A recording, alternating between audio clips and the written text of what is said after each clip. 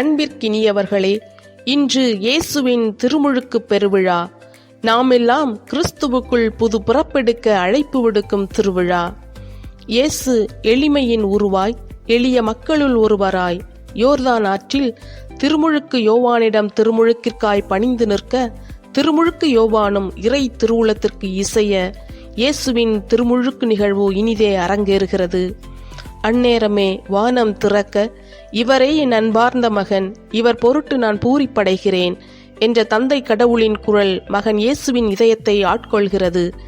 இதை இன்றைய நற்செய்தி நமக்கு படம் பிடித்து காட்டுகின்றது. இயேசு தன் பணியை தொடங்கும் முன் தந்தை கடவுளால் அவரது அன்புக்குரியவர் என்ற அடையாளத்தையும் அங்கீகாரத்தையும் பெற்று பின்னரே பணிவாழ்விற்குள் அடியெடுத்து வைத்தார் என்ற ஒரு செய்தியையும் இன்றைய நற்செய்தி நமக்கு தெளிவுபடுத்துகிறது. அவ்வாறே நாமும் திருமுழுக்கின் வழியாக கடவுளின் அன்புக்குரியவர்கள் என்ற அடையாளத்தையும் அங்கீகாரத்தையும் பெற்றுவிட்டோம். அந்த அடையாளத்தோடும் அங்கீகாரத்தோடும் தான் நற்செய்தியை அறிவிக்கவும் மறு கிறிஸ்துவாக வாழவும் திருமுழுக்கு பெற்ற ஒவ்வொரு கிறிஸ்தவனும் கிறிஸ்தவளும் பணிக்கப்பட்டுள்ளோம். பணிகளை வழங்கி அதில் நம் நிலைப்பாட்டை பார்த்து நம்மீது தம் அன்பை பொழிபவர் அல்ல நம் கடவுள். மாறாக தம் அன்பினால் நம்மை நிரப்பி அதன் பின் பணிக்கு நம்மை அழைத்திருப்பவர்தான் நம் கடவுள் என்ற ஒரு அழகிய கருத்தியலையும் இன்றைய நாள் நற்செய்தி நமக்கு தெளிவுபடுத்துகிறது. உதாரணமாக பேதுருவின் வாழ்வை எடுத்துக்கொள்வோம். இயேசுவை மறுதலித்த அவர் நிராகரிக்கப்படவில்லை. மாறாக இயேசுவின் அளவு கடந்த அன்பால் கருணையால் அவர் இதயத்திற்கு நெருக்கமானார்.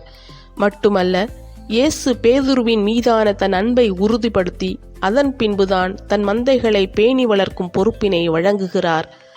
தந்தை கடவுளின் இந்த செயல் தன் மகன் கிறிஸ்துவின் வழியாக செயலாக்கம் பெறுவதை நம்மால் உணர முடிகிறது.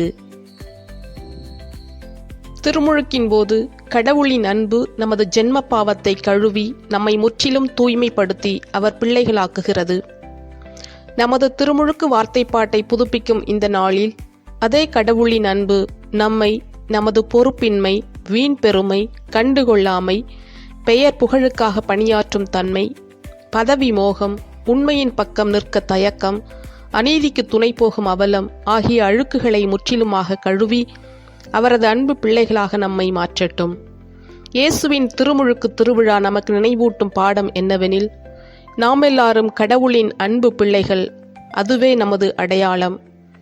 நாம் நமது திருமுழுக்கு வார்த்தைப்பாட்டை புதுப்பிப்பதன் மூலம் கடவுள் நம்மை புது படைப்பாக்க நாம் அவரை அனுமதிக்கிறோம். இயேசுவை போல் தாழ்ச்சியுடன் வாழ அழைக்கப்படுகிறோம். அன்பின் நிமித்தம் பிறருக்கு சேவை செய்ய அழைக்கப்பட்டுள்ளோமே அன்றி பெயர் புகழுக்காக அல்ல.